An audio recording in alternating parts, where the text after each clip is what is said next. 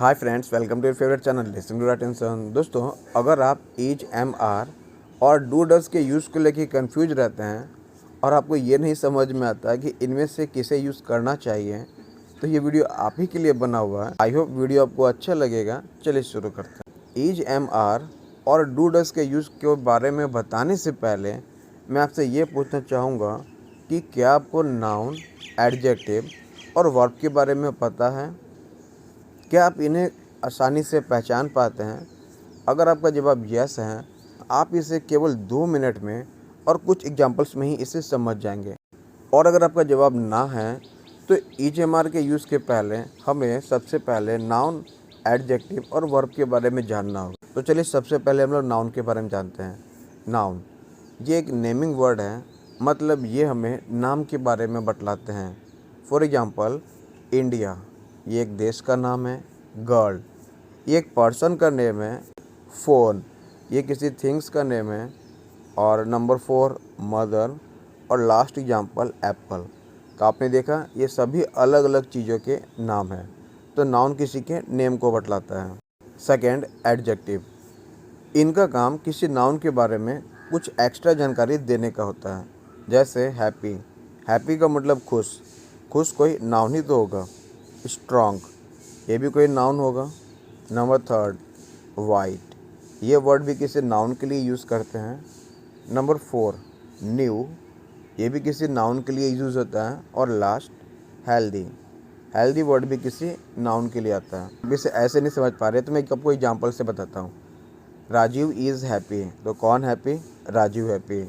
My brother is strong, कौन strong? तो my brother strong. चलिए अब हम लोग वर्ब के बारे में जान लेते हैं। वर्ब ये ऐसे वर्ड होते हैं जो हमें किसी काम के बारे में बतलाते हैं। फॉर एग्जांपल, गो जाना, जाना एक काम है। सेकंड, रीड, रीड का मतलब पढ़ना, ये भी एक काम है। नंबर 3 ड्रिंक, ड्रिंक का मतलब पीना, ये भी एक काम है।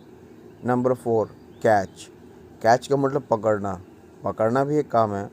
और लास्ट आस्क, आस्क का मतलब होता है पूछना, और पूछना भी एक काम है।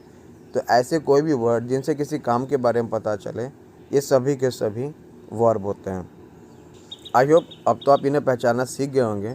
और अगर आप इन्हें डिटेल में जानना चाहते हैं तो मेरे चैनल पे इसके वीडियो मौजूद हैं। आप चाहे तो इन्हें देख सकते हैं और अपने ग्रामर को अच्छा कर सकते हैं। चलिए अब हम लोग अपने मेन टॉपिक पर लौटते हैं। ईज एम आर का यूज़ हम लोग किसी नाउन या किसी एडजेक्टिव के लिए करते हैं। For example, my sister is happy. आप यहाँ पे देखें, ईच के बाद में हैप्पी वर्ड आया हुआ है और हैप्पी एक एडजेक्टिव है, मैंने आपको बताया था। Second example, you are Aryan.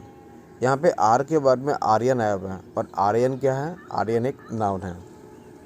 Ease am are के साथ में हम लोग वर्ब का यूज़ भी कर सकते हैं, पर उसकी कंडीशन ये है कि वर्ब हमें आईएनजी वाला चाहिए। जैसे गोइंग, इसमें आईएनजी लगा हुआ है।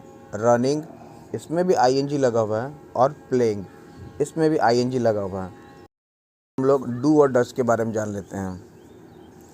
इनका यूज़ हम लोग किसी वर्ब के लिए करते हैं। For example, he does not read in class 6। यहाँ पे डज के बाद में रीड एक वर्ब आया हुआ है। मुझे पता है आप ये बोलेंगे कि डज के बाद में तो नॉट आया हुआ है, तो आप एक बार के लिए नॉट को भूल जाएं और उसके बाद देखें। तो हमने डज के बाद में रीड को देखा, जो कि एक वर्ब है। Second example, we do not ask useless questions.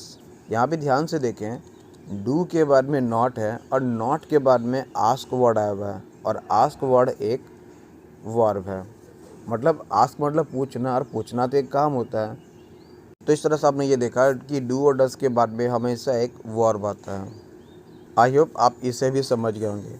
अब आपके सामने एक प्रैक्टिस सेट आएगा जिससे मिलके हम दोनों सॉल्व करेंगे। तो मेरा पहला क्वेश्चन आपके सामने आ चुका है। यहाँ पे माई ग्रैंड माँ डैश हेल्दी, आप यहाँ पे ईज का यूज़ करेंगे या डज का? यहाँ पे हमारा आंसर ईज होगा, क्योंकि हेल्दी वर्ड एक एडजेक्टिव है और मैंने आपको बताया था एडजेक्टिव के पहले हम लोग हमेशा ईजेमआर का यूज़ करते हैं। मेरा सेकेंड क्वेश्चन है, you dash dancing in the party. अब यहाँ पे हम लोग आर का यूज़ करेंगे या डू का? मैंने आपको बताया था ना, आईएनजी वाले वर्ब के पहले हम लोग हमेशा ईजेमआर में से किसी एक का यूज़ करते हैं। तो यहाँ पे हमारा आंसर ARER होगा। थर्ड नंबर क्वेश्चन है I dash not break traffic rules.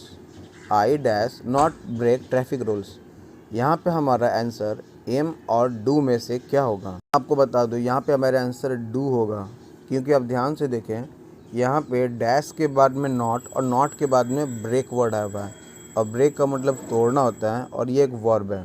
और मैंने आपको बताया था कि वर्ब के पहले हमेशा हम लोग डू या डज में से किसी एक का यूज़ करते हैं, इसलिए यहाँ पे आंसर डू होगा।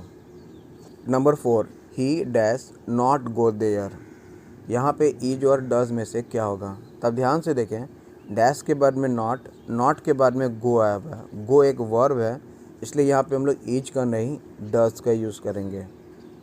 फिफ्थ नंबर क्वेश्चन है my brother dash not bad, यहाँ पे ध्यान से देखें डैश के बाद में नॉट और नॉट के बाद में बैड वर्ड आया हुआ है। बैड का मतलब होता है बुरा, और बुरा वर्ड एक एडजेक्टिव है, और आप जानते हैं एडजेक्टिव के पहले हम लोग डज का नहीं ईज का यूज़ करते हैं, इसलिए यहाँ पे हमारा आंसर ईज होगा।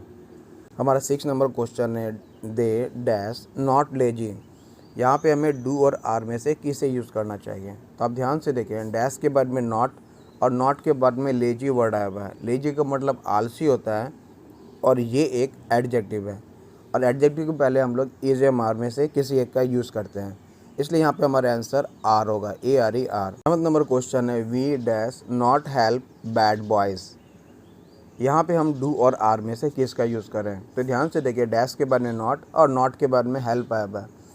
हेल्प का मतलब मदद करना होता है, और ये एक वर्ब है, और वर्ब के पहले हम लोग हमेशा डू या डज में से किसी एक का यूज़ करते हैं, इसलिए यहाँ पे हमारा आंसर डू होगा, डू। 8 नंबर क्वेश्चन है we dash not new to the classroom, यहाँ पे ध्यान से देखिए डैश के बाद में नॉट और नॉट के बाद में न्यू। न्यू वर्ड के एडजेक्टिव है, और हम एडजेक्टिव के पहले हमेशा एक ईज एम आर में से किसी एक वर्ब का यूज़ करते हैं, इसलिए यहाँ पे हमारा answer A R E R होगा। 9 नंबर क्वेश्चन है Aryan dash not do his homework properly, यहाँ ध्यान दें डैश के बाद में नॉट और नॉट के बाद में डू। डू एक वर्ब है जिसका मतलब होता है करना, और आप जानते हैं कि वर्ब के पहले हम लोग हमेशा डू या डज का यूज़ करते हैं, इसलिए यहाँ पर हमारा सही आंसर डज होगा।